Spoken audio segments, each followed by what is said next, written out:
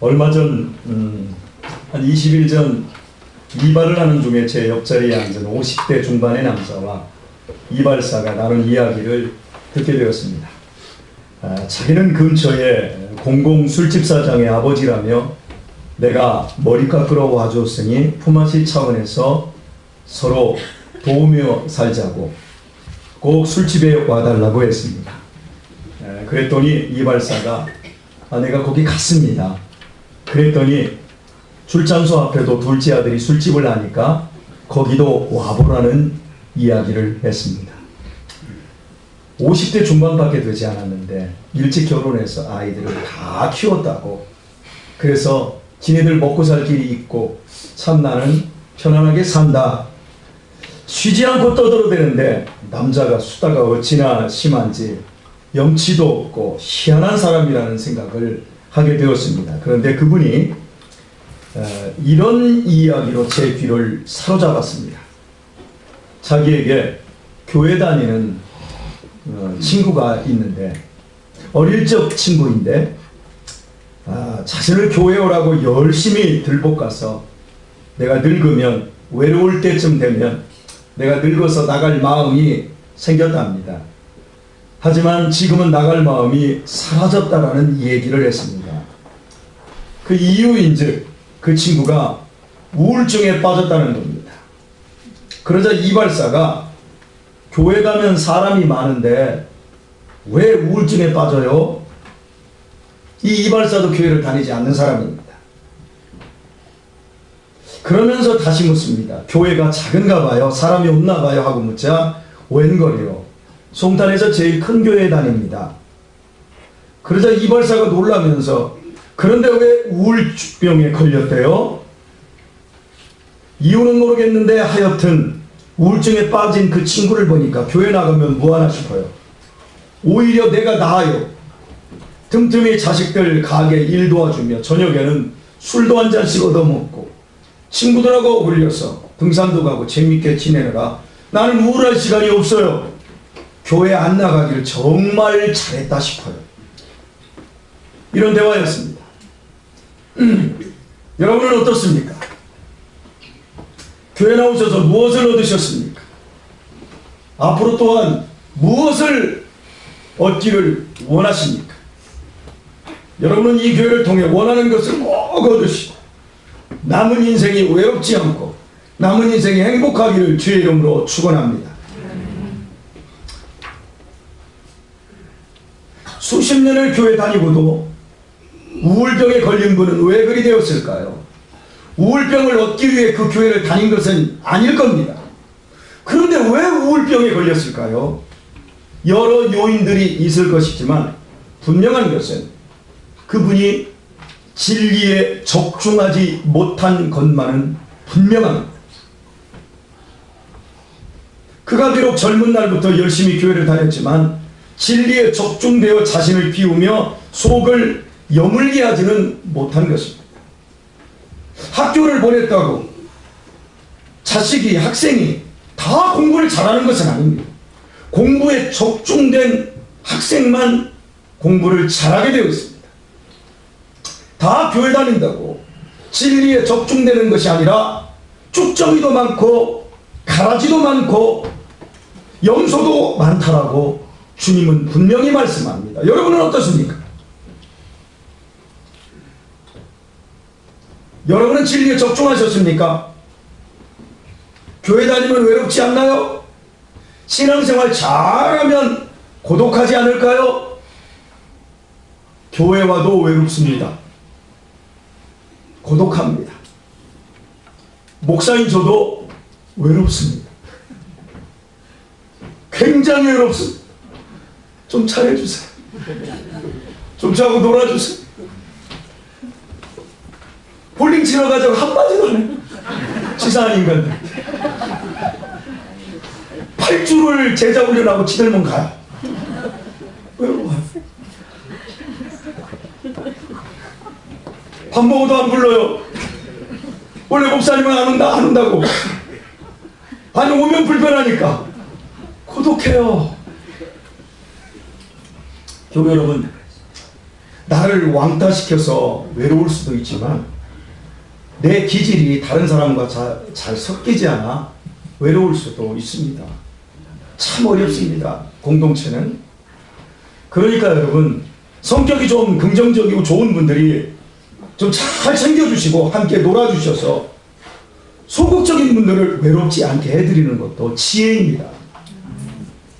또한 자신이 교회를 다니는데도 내가 고독을 내가 너무 많이 느낀다, 외롭다, 이런 분들이 계시면요, 더 적극적으로 마음을 열고 안 섞이려고 하지 마시고 그냥 막 쑤시고 다니세요. 막 여기도 들어가고 저기도 들어가고 이러면서 잘 섞이고 잘 놀려고 해야 그것도 지혜입니다. 그래야 고독을 이길 수 있습니다. 그러나 교회의 본질은 외로움을 달래는 것에 있지 않더라는 사실입니다. 교회의 목적이 외로움을 없애는 데 있는 것이 아닙니다. 교회는 살아계신 삼위일체 하나님 아버지를 만나고 그 하나님으로부터 영원한 생명을 얻고 그 하나님을 잘 모시기 위해 있습니다. 성경 인물을 심리 분석한 종신대학교 신학대학원의 이관직 교수의 주장은 이렇습니다. 하나님의 마음에 아파한 다윗은 극심한 우울증 환자였고 하나님의 이상과 환상을 본 이사야 역시 우울증이었다. 베드로나 세례 요한은 조울증 환자였다. 믿음이 있어도 우울하고 성령 충만해도 우울하다라는 반증입니다. 믿음이 소용없다라는 말이 아닙니다. 인생 자체가 죄악 가운데 있기 때문에 우울하다는 말씀입니다. 주님을 알든 모르든 세상은 우울합니다. 사람은 다 우울합니다. 그러나 세상 사람과 우리가 다른 것은 이것입니다. 주님을 알기 전에는 우울한 것을 세상의 쾌락과 분주함으로 잊어버린다는 거예요. 성공을 향한 집착, 분주한 삶, 사람들과의 만남 떠들썩함, 술 같은 것 등으로 그 죽음으로부터 오는 인간 본질의 우울을 잠시 잊어버립니다. 여러분이 잠자는 것과 수면제를 먹고 자는 것에 틀린 점 똑같은 게 아닙니다. 잠자는 것은 하나님께서 주시는 것이지만 수면제를 먹고 자는 것은 머리를 마비시키는 겁니다. 그건 잠자는 게 아니에요. 그래서 다음날 아침에 일어나면 머리가 더 무거워요. 몸이 개운치를 않은 이유가 바로 그거예요. 세상 사람들은 그 우울증을 술과 분주함으로만 그냥 살살살살 모면할 뿐인데 마지막에는 그게 해결이 안 되면 이제 엄청나게 문제가 생기게 되어집니다. 거듭나면 달라지는 것이 뭐냐면 그런 것들로는 근본적으로 우울증 증세가 잊어지거나 해결되지 않는다는 것을 알게 됩니다. 오히려 더 분명하게 내 자신이 우울증 환자라는 것을 알게 되어져요. 마음이 가난하고 애통이 있고 의에 줄이고 목마른 우울증이 더 확연히 드러나. 뭘 가져도 뭘 놀아도 뭘 먹어도 충분히 만족해야 되는데 만족해지지를 않는 이 우울증 때문에 미쳐버리는 것 같아요. 우울증 증상이 더 선명해지는 거예요. 그러나 믿음의 사람은 그것으로 절망하지도 않고 자폭하지도 않습니다. 우울증이 더 확연하고 더 심한데 자폭하지 않습니다. 금주에도 저희 아파트 101동에서 나이가 얼마 되지 않은 가장이 부부싸움을 하다가 열받는다고 14층에서 뛰어내렸어요. 어느 차가 이렇게 많이 왔을까? 막 경찰차도 와 있고 왜 이럴까? 그 제가 어제 관리사무소 직원한테 물어봤어요. 여러분 힘든 거예요. 사는 게. 사랑하는 여자하고 사는 게 힘든 거예요. 자식이 있는데도 홧김에 뛰어내린 거예요. 얼마나 불쌍해요. 살기 힘들지요? 불쌍한 거예요. 인생은 더 분명해져요. 인생 사는 것이 꿈이 아니라 인생 사는 것이 얼마나 버거운 현실이라는 걸, 이걸 우리는 믿음 안에 오면 더 선명하게 알게 되어져요. 그런데 믿음의 사람들은 이런 우울증으로 인하여 자폭하는 대로 가지 않고 주님을 더 사랑하고 주님을 더 의지하는 대로 가게 되어집니다. 주님을 알면 내면을 주님의 말씀과 주님의 사랑과 주님의 은혜로 채우지 않으면 결코 만족해지지 않습니다. 주님을 만나기까지 불안한 거예요. 어려서부터 그냥 교회 다니고 그냥 좋은 집안에서 좋은 기독교적인 분위기, 이 교회 안에서 그냥 떠들썩하게 이렇게 지내다가 정말 주님을 만나야 될 필요성, 나는 뭐지? 이러면서 그때 주님을 만나는 대로 가게 되어 있습니다. 여러분 지금 외로우십니까? 지금 고독하십니까? 김경순 권사님 외로우십니까? 안 외롭다. 유경이 고독해요? 내 자신이 고독하다면 주님께 집중하십시오. 주님의 말씀에 더욱 창념하시길 바랍니다. 그리하여 여러분의 내면이 더욱 단단히 영으로 남은 중년과 노년의 삶이 더욱더 건강하기를 주의 이름으로 축원합니다. 인생은 심은 대로만 거둡니다. 심을 때는 진짜 같은 모습으로 거짓을 심을 수도 있습니다. 거짓을 심으면서도 자기는 진짜를 심는 줄 알고 있을 수도 있습니다.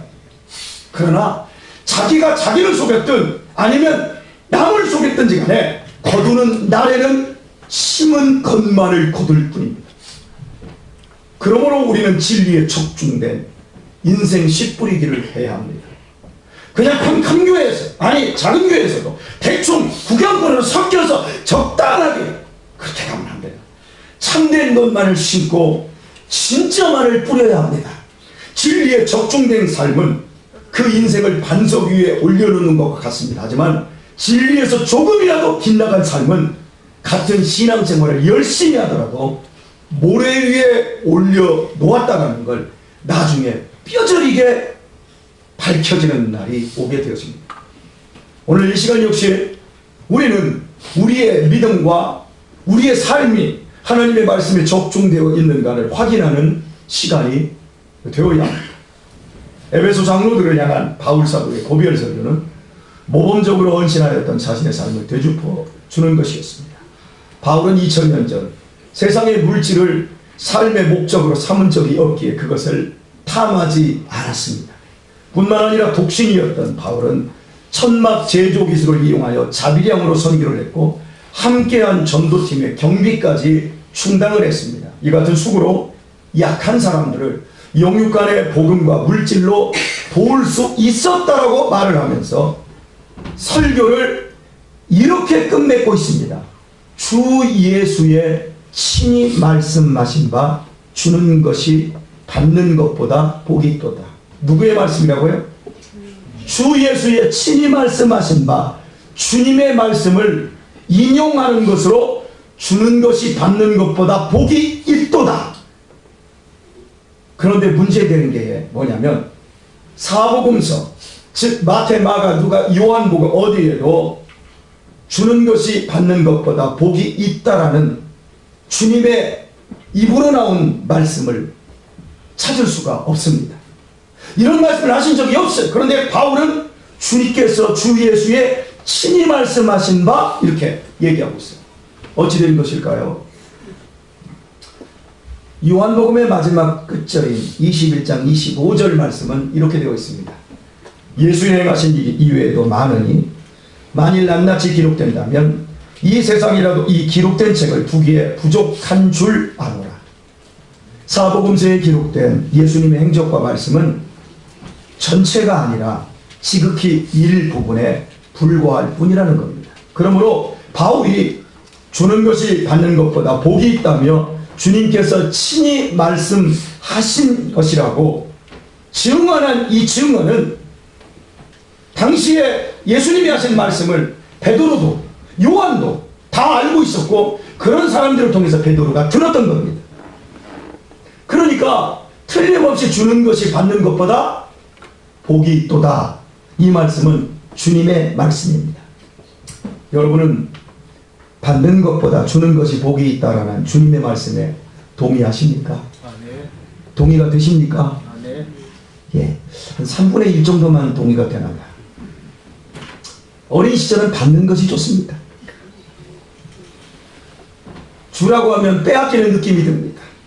그러나 철들고 나면 받는 것보다 주는 것이 좋습니다. 형제가 있었습니다. 큰형이 사업에 성공했습니다. 돈 많이 벌었습니다.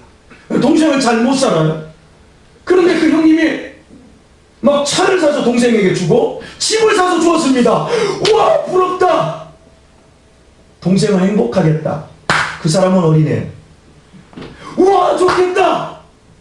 형이 성공해서 동생 도와줬어. 그 형을 부러워하는 사람은 성숙한 사람이에요. 여러분 어느 쪽입니까?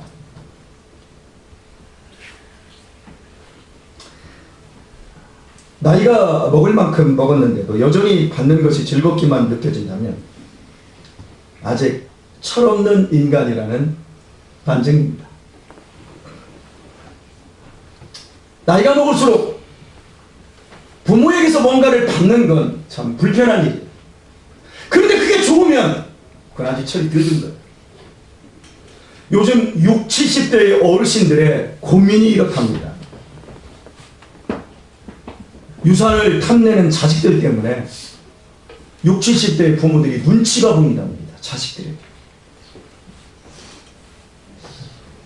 살기 힘들어하는 자식들에게 다 물려주자니 100세 시대인데 다 물려주면 내가 굶어 죽어야 하고, 그렇다고 안 주자니 빠져 죽을 것 같이 생깁니다. 걱정납니다. 실제로 지금 부모 죽이고 있잖아요. 때려서 죽이고 칼로 죽이고 등기로 죽이고 있잖아요. 우리가 지금 보고 있는 게 그거잖아요. 명절이면 뭐 했다 하면 죽여버리잖아요. 그렇다고 반절만 주면 불 벗겨서 죽는답니다. 나머지 절반까지 탐내는 거예요. 그래서 와가지고 이번에 전세금 올랐는데 돈 없어요 아버지. 어떻게 하는 거예요? 달라는 얘기잖아.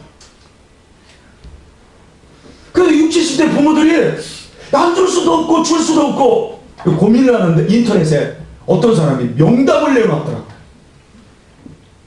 반절만 주고 도망다니며 사는 것이 제일 좋다.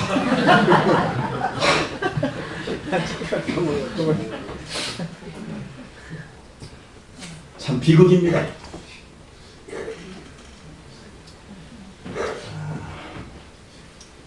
주는 것만 복이 아니고 받는 것도 복입니다. 혹시 부모에게 물려받을 것이 있는 분들 참 복입니다. 물려받지도 못하고 물려받을 것도 없는 사람은 그냥 오래 삽니다. 할렐루야. 그런데 확실히 물려받을 것 있는 사람들은 목회자도 삶의 자세가 틀리더라고요. 받을 수 있는 것도 복이에요. 그런데 그거보다 줄 수 있는 게 더 복이 있습니다. 주고받는 관계 속에서 인간의 삶은 풍요로워집니다. 받을 줄도 모르고 줄 줄도 모르는 인간. 아니 요즘 받을 줄만 알고 줄 줄 모르는 인간. 참 그렇게 지금 바뀌어가고 있는 게 불행이지요. 여러분 받을 줄도 알아야 하지만 더욱 줄 줄 아는 것이 중요합니다. 잠언 11장 25절 말씀은 이렇습니다. 구제를 좋아하는 자는 풍족하여질 것이요 남을 윤택하게 하는 자는 윤택하여지리라. 자 보세요. 우리의 상식이 아니에요. 저축을 좋아하는 자는 풍족하여질 것이요 자기를 윤택하게 하는 자는 더욱 윤택하여지리라. 이래야 돼요. 그런데 나눠주기를 구제를 좋아하는 자는 풍족하여질 것이요 남을 윤택하게 하는 자는 윤택하여지리라 말합니다. 받기만 하면 가난해지고 고독해집니다. 세상은 우리의 상식이 아니에요. 그러나 주는 데에 익숙해지면 윤택해지고 풍성해집니다. 이것이 진리예요. 그래서 주님께서 친히 말씀하셨대요. 주고받는 것은 사랑입니다. 그리고 사랑은 단순히 물질의 문제뿐만 아니라 유형 무형의 모든 것에서도 동일합니다. 제 동기 중에 경찰대학을 나오고 좀 굉장히 잘 나가다가 어떤 이유로 경찰을 그만두시고 저하고 함께 신학을 하신 분이 지금 현재 시흥에서 목회를 하시는 50대 후반이었으니까 60이 되셨나 본데요. 목사님이 계신데 한 60한 둘 정도 되셨겠군요. 그분의 취미는 사냥입니다. 사냥. 우리나라 야생 생태계에 급격히 늘고 있는 멧돼지 개체수로 말미암아 농가 피해가 심각해지자 산간 지역을 중심으로 지자체들이 사냥을 대거 허가하고 있는데, 그때 맞춰 목사님도 사냥에 동참한다고 합니다.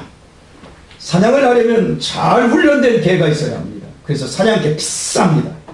그걸 사서 시흥 쪽에서 저쪽으로 좀 대구도 쪽에 가는 그 농가 하나를 얻어서 거기서 개를 키우는 겁니다. 그래서 이틀에 한 번씩 가가지고 이제 개 훈련시키고, 예, 정성스럽게 개 목양을 하십니다. 개 목양을 하고 계십니다. 개 신방도 하고, 예, 개 축복기도도 하고요. 예. 그리고요, 총도 구입하고요. 총을 수입을 아주 깨끗하게 잘 하십니다. 사냥철에 사냥허가 비용을 내야 한다고 합니다. 돈이 많이 들겠죠. 그런데 물려받은 게 많으니까 그런 취미도 즐기시는 거예요. 그 목사님은 고비용과 그리고 멧돼지들이 공격을 한답니다. 그리고 오발사구의 위험을 감수하고도 사냥을 취미로 가진 이유를 이렇게 말하였습니다. 명중했을 때 손맛이 짜릿한데 낚시하고는 비교되지 않는 쾌감이라고.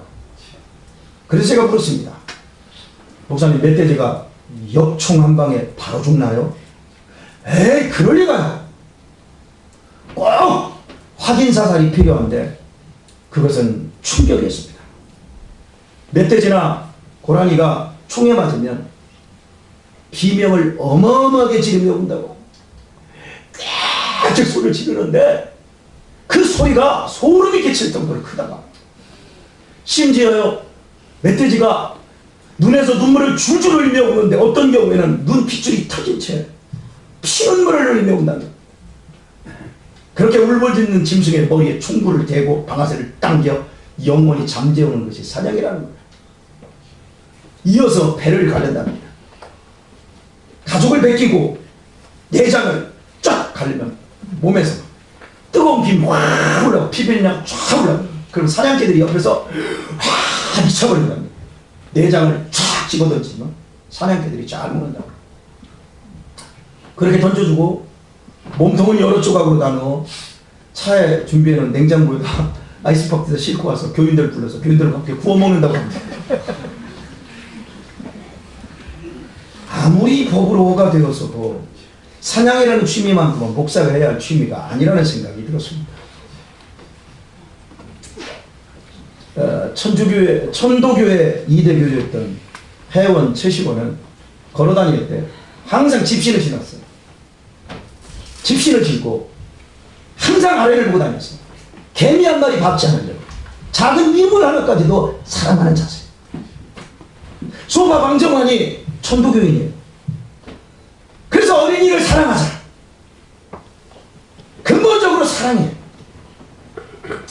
지극히 작은 미물까지 아끼고 살펴줘야 할 따스한 마음, 사람의 근본적인 마음이어야 하겠기에 제가 목사님 취미로 좀 바꾸는 게 어떻습니까? 라고 얘기했더니요, 사냥은 사람에게 피해를 입히는 못된 짐승들 잡아주는 봉사다. 돈도 많이 든다. 난 봉사활동을 하고 있다. 더욱이 당신 교회 성도님들과 함께하는 정치 동아리 활동이라면서 저의 권면에 정색을 표했습니다. 성경은 우리가 모든 것을 할 수 있지만 언제나 하나님의 영광을 위해서, 구체적으로 덕을 위해서 할 것을 명하고 있습니다.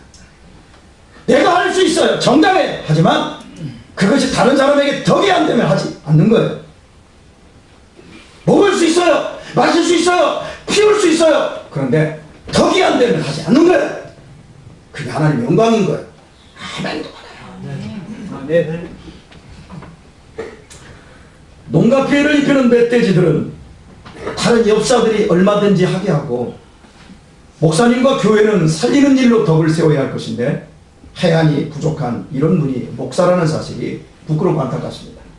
과연 그 교회의 앞날이 어찌 되겠습니까? 진리가 아닌 멧돼지 머리에 적중된 그 목사님의 인생 끝자락에 과연 어떤 열매를 맺을까요? 사람은 심은 것만 거둡니다. 80년대 중반 미국 아틀란타에도 바로 이런 안타까운 목사님이 계셨습니다. 미국은 총기 소유가 허용된 나라이면서 사냥구역이 우리와 비교도 되지 않을 정도로 어마어마하게 넓습니다. 이 목사님께서는 매주 월요일이면 아주 강력한 총을 들고 나가서 사슴과 멧돼지 사냥을 하는 겁니다. 그래도 이 교회는 목사님의 사냥에 대해서 동조하지 않고 교인들이 그만두라고 계속 권면하였고, 목사님께서는 자신의 유일한 취미라면, 미국은 개인주의 아닙니까? 자기만 좋으면 되잖아. 같이 하지 마라. 너 교회가 상관하지 마라. 내가 목회 똑바로 하고 있지 않느냐 하면서 계속해서 고집하고 있었습니다. 그러던 어느 날 사고가 터졌습니다. 오발로 인해 함께 간 동료의 머리를 관통하여 즉사시킨 것입니다. 다행히 과실치사로 엄청난 벌금과 손해배상을 치르고 구속되지는 않았습니다. 그 돈을 교회가 다 치러줬습니다. 이런 상태에서 교회는 어찌 되었겠습니까? 그렇지 않아도 못마땅했는데 사람 죽인 목사 밑에 성도들이 있겠습니까? 성도들이 하나 둘씩 빠져나갑니다. 대거 빠져나갑니다. 목사라고 사람을 죽여놓고 설교가 되겠습니까? 결국 목사님은 교회에 사표를 냈습니다. 당연한 순이죠. 남은 교인들이 모여서 공동회의를 했습니다. 그 회의에서 연세 드신 장로님 한 분이 언제나 그 목사님에게 사냥 그만두시지요 목사님, 이렇게 제안을 하셨던 그 장로님 한 분이 성도들에게 이렇게 말을 했습니다. 여러분, 매우 안타까운 일로 우리 교회는 위기를 당했습니다. 어떻게 이 위기를 극복해야 할까요? 목사님의 사표를 수리하고 유능한 목사님을 초빙하면 그것으로 이 위기는 해결될까요? 과연 보장이 있나요? 저는 이런 제안을 하겠습니다. 사람이 실수가 없고 완벽한 사람이 어디 있겠습니까? 우리 모두 예수님의 피로 용서받은 죄인들입니다. 사람 죽인 목사님이 여기 사임하면 어디로 갈까요? 사람 죽인 목사를 받아줄 다른 교회가 있을까요? 타인이 될 것입니다. 우리 목사님. 그것이 과연 우리가 교회의 위기를 타개하겠다고 내려야 할 결정일까요? 아닙니다. 목사님을 우리가 용서하십시다. 사람까지 죽였는데 사냥을 또 하겠습니까?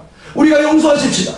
우리가 용서받을 수 없는 자리에서 주님께로부터 용서받아 거룩한 성도가 된 것처럼 우리도 용서하십시다. 그리하면 우리 주님께서는 우리 교회의 이 위기를 해결해 주시고 오히려 큰 기회가 될 것입니다. 저는 우리가 용서하고 목사님을 사랑하는 것이야말로 이 위기를 극복할 수 있는 일이라고 믿습니다. 놀랍게도 이 원로 장로님의 제안에 모두가 따라줬습니다. 목사님의 사표는 반려되었습니다. 그 목사님과 그 교회는 어떻게 되었을까요? 결과로 말씀드리겠습니다. 현재 아틀란타에서 가장 큰 침례교회가 바로 그 교회랍니다. 어마어마한 성장을 한 것이지요. 그리고 그 목사님은, 사람을 죽였던 그 목사님은 신실하게 목양을 잘하고 끝까지 잘 마치고 은퇴하셨을 뿐만 아니라 성자라는 별명을 얻었답니다. 사람 죽인 목사를 용납하고 계속하여 담임 목사로 섬기는 것은 상식이 아닙니다. 사람을 죽여놓고도 목회를 하는 것도 절대 상식이 아닙니다. 절대 이것은 상식이 아닙니다. 그러나 세상 상식을 넘어버리는 용납과 사랑을 통해 하나님께서 엄청난 부흥을 허락하신 것은 분명한 것입니다. 세상이 오늘 교회를 통해서 보고 싶은 것이 바로 세상의 상식을 뛰어넘는 이런 용서와 헌신과 사랑 아닐까요? 아멘.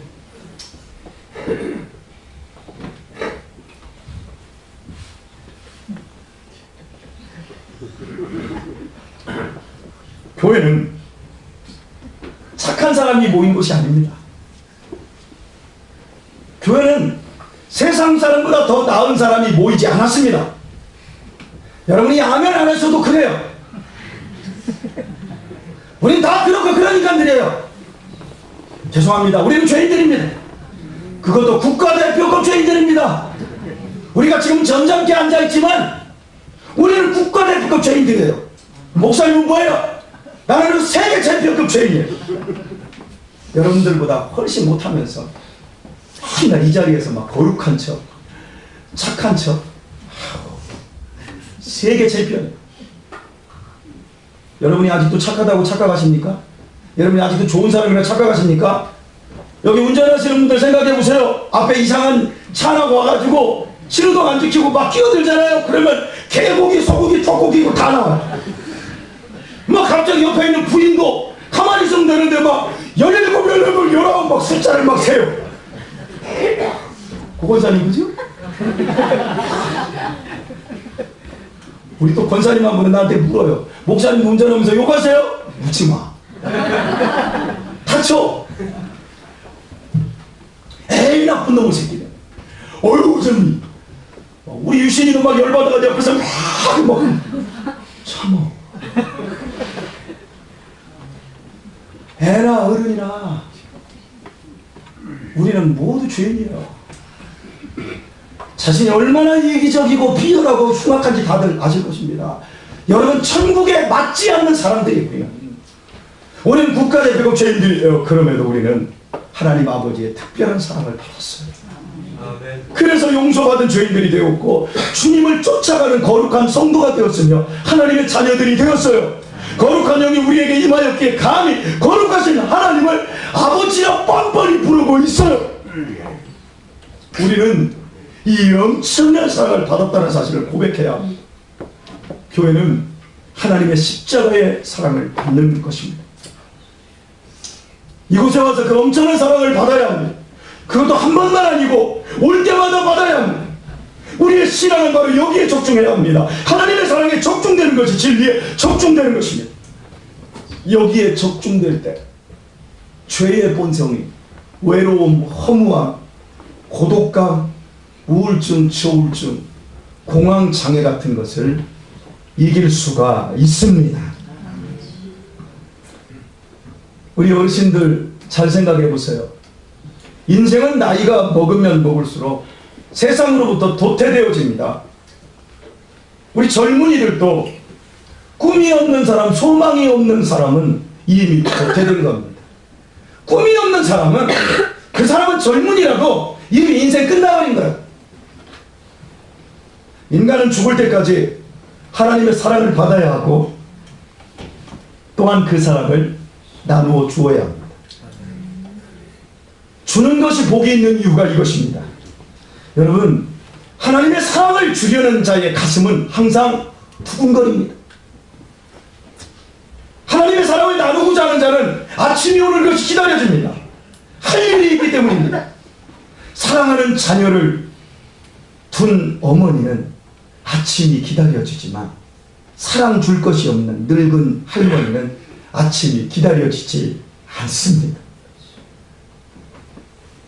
90에서 100세 사이가 되면 아침에 눈뜨기를 두려워하는 노인들이 생깁니다. 사랑을 주고받을 관계가 없는, 하루 종일 찾아오는 사람도 없고 전화도 안 합니다. 그러면 그런 분들은 아침에 눈 뜨는 것이 제일 두렵답니다. 앞으로 나갈 힘이 없어요.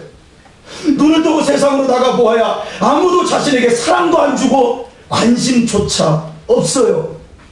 그러나 80, 90 그렇게 나이가 먹어서 먹은 노인이라 할지라도 무엇인가를 줄 수 있는 사람은 아침에 눈 뜨는 것이 두렵지 않답니다. 받는 것으로 그쳐서는 안 됩니다. 받았으면 주어야 합니다. 주는 것이 더 큰 복입니다.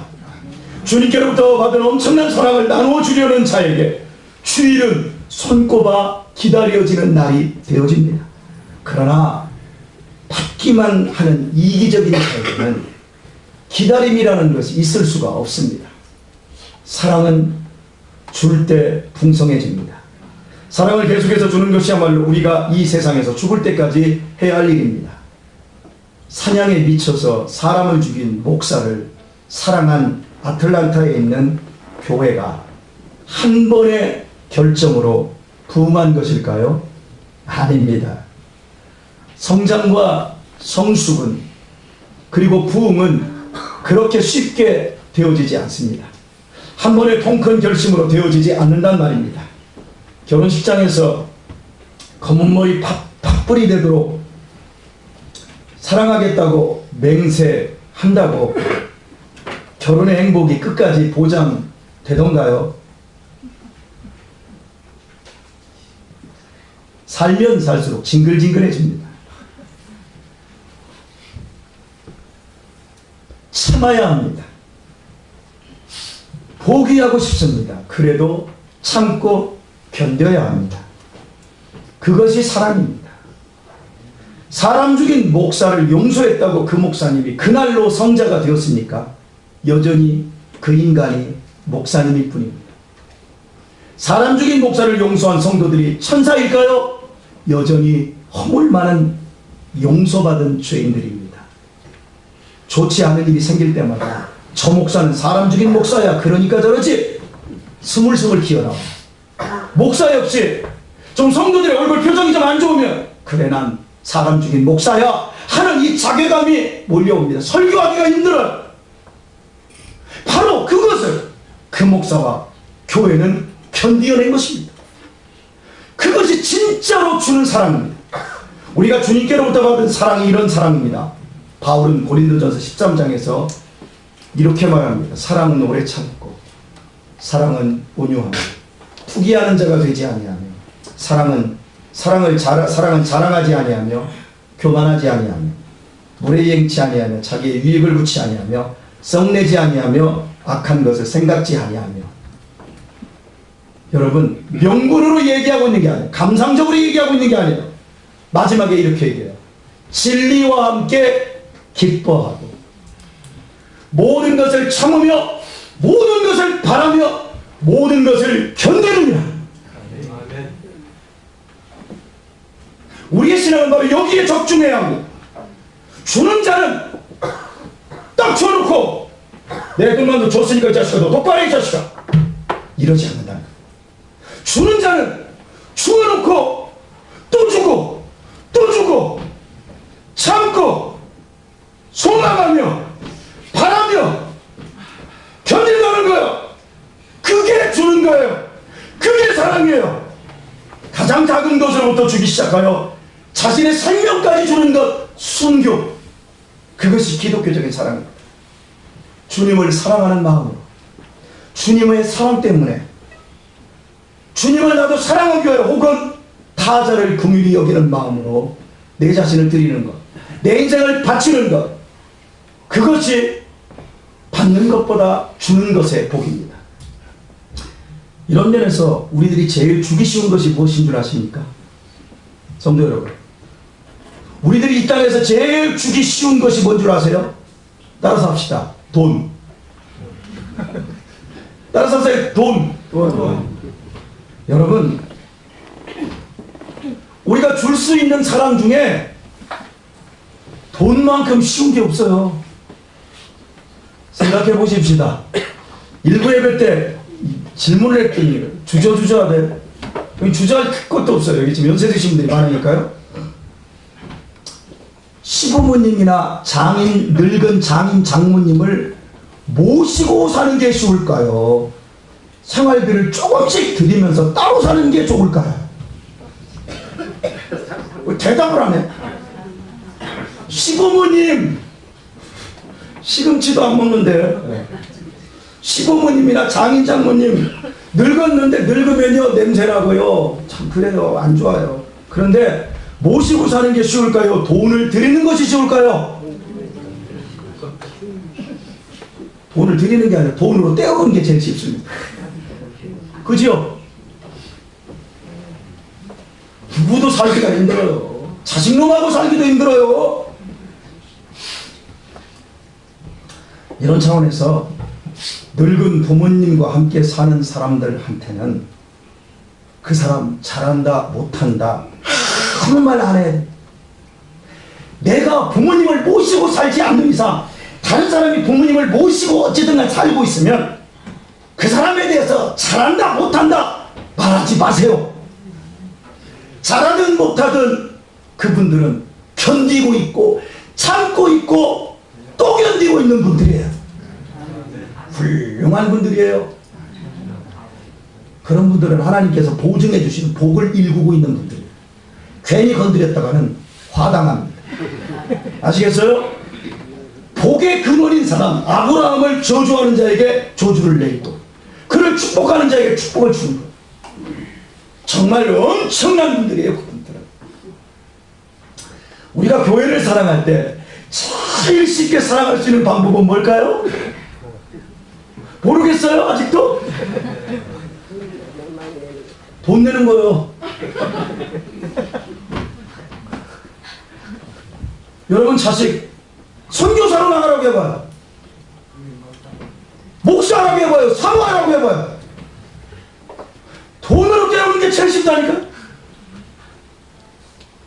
별 은혜가 안 되나 본데. 이제부터 축원합니다. 여러분의 자식들이 모두 선교사로 나가 세계 각국을 누비고 김선일 선교사처럼 아프가니스탄에서 목이 땡강 잘려서 순교하게 되기를 주의 이름으로 축원합니다. 내 자식이 서울대 갈 실력을 가졌는데 한동대 가서 열심히 공부하고 아프리카에 선교 나가기를 주의 이름으로 축원합니다. 왜 아멘 안 해요?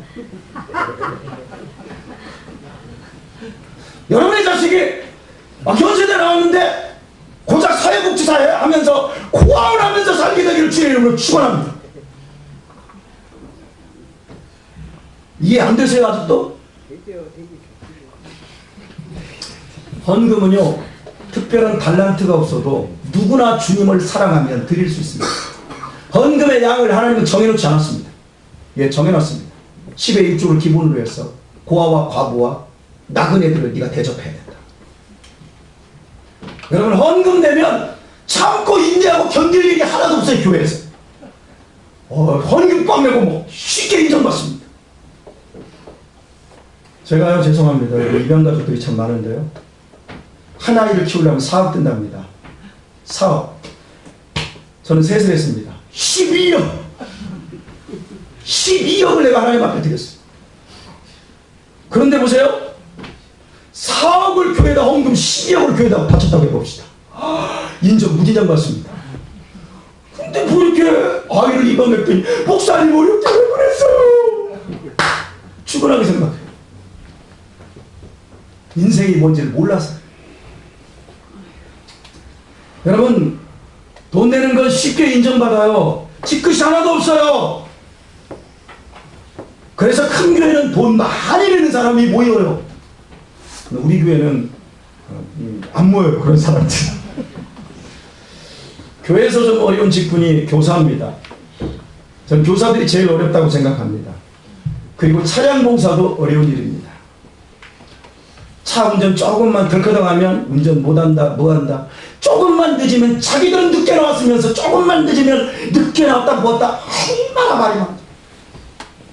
자기들도 못하는 아이를 교사들이 잘 섬겨주고 믿음으로 키우려고 시간을 내는데 꼭 뭐 못하네 잘하네 우리 애 시험 들었다니 뭐 그 얘기 들어봐요. 막 속이 부글부글해. 성가대하고요 반주 같은 거 해봐요. 성실해야 돼요. 참아야 되고요. 인내해야 돼요. 좋은 말보다는 좋지 않은 말도 들어야 하고요. 속도 많이 끓여야 됩니다. 이게 사랑을 주는 거예요. 이게 또 복이 되는 이유는 이런 걸 통해서 자신의 내면이 자라나고 단단하게 여물기 때문이며 장차 받을 하늘의 상이 크기 때문입니다. 주님께서는 누가복음 6장 38절에서 이렇게 말씀하셨습니다. 주라 그리하면 너희에게 줄 것이다. 곧 후이되어 누르고 흔들어 넘치도록 하여 너희에게 안겨주리라. 주님의 친히 하신 말씀입니다. 뭐라고요? 줘라! 그리하면 너희에게 줄 것이니 누가요? 하나님. 곧 후이되어 흔들어 넘치도록 하여 너희에게 안겨주리라. 너희의 헤아리는 그 헤아림으로 너희도 헤아림을 도로 받을 것입니다. 손을 헤아리는 거야. 이번 달 어디에 투자하고 이번 달에 계속 이렇게 해만해요. 늙어서 보세요. 나이 먹어서 보세요. 다 옵니다. 하나님이 헤아려 주지 않습니다. 그러나 주는 인생은 하나님이 늙어서도 헤아려 주십니다. 우울증 환자였던 다윗, 나를 늙어서도 백수가 되어도 버리지 마소서. 하나님이 그를 안 버렸어요. 하나님이 헤아려 주십니다. 나이 먹을수록 얄팍해지는 것은 치명적인 질수입니다. 가벼운 신앙생활은 자신의 인생을 허약하게 만듭니다. 주 안에서 사랑하는 교회 여러분, 신앙적으로 깊어지십시오. 적중된 진리의 삶을 사십시오. 우리가 하나님으로부터 엄청난 것을 받았다는 것을 아신다면 이제부터 그것을 사랑으로 주려고 하십시오. 교회가 나를 위해서 무엇을 줄까? 하나님으로부터 내가 무엇을 더 받을까를 바라다가 시험 들지 마시고, 내가 주님을 위해, 내가 교회를 위해, 내가 다음 세대를 위해 무엇을 줄까를 고민하시기를 바랍니다. 받았으니 주십시오. 우리의 몸뚱이, 우리가 가지고 있는 모든 것, 나중에 젊음도 빼앗기고 건강도 빼앗기고 물질도 집도 다 빼앗기게 됩니다. 그때 눈물을 흘리지 마시고, 우리가 건강하고 힘 있을 때 주는 복을 누리기를 바랍니다. 네. 말씀을 맺습니다. 인생은 북적대는 사람들 틈에 섞여서 그냥 흥청망청 술 몇 잔으로 달래며 갈 수 있는 길이 아닙니다. 노년에 복받은 사람들이 있어요. 노년에 좀 경제적으로 여유로운 사람들, 노년에 좀 건강한 사람들이 있어요. 그런 분들 친구들과 어울려서 등산도 가고 고기 먹으러도 가고 여행도 가는 것 역시 잠깐입니다. 70이 돼가지고 막 모입장을 막 과시하면서 우와 막 이런, 불쌍해요. 10년만 더 가봐요. 노익장도 없어져요. 진리에 적중된 삶을 살지 않으면 노년의 고통을 이겨낼 수 없고 죽음의 두려움이 극복되지 않습니다. 주는 것이 복이 있다는 주님의 말씀을 바르게 헤아리십시오. 그리하여 주님의 헤아림을 받을 사람이 되십시오. 우리의 인생 여정, 주님이 함께해 주시는 삶이 되어야 할 줄 믿습니다. 인생의 건강은 스피드가 아니라 방향성입니다. KTX 타도 목적지가 없으면 방황하는 것입니다. 그러나 마을버스 타도 목적지가 분명하면 여정이 되고 여행이 됩니다. 적중하지 않으면 지금 방황하고 있는 겁니다. 방황의 특징은 팔랑거리다가 지쳐서 시들어진다는 겁니다. 스스로. 부디 주님 말씀처럼 받기보다 주고자 하여 여러분의 남은 생애가 더 복되고 평안하기를 우리 주 예수님의 이름으로 축원합니다. 네.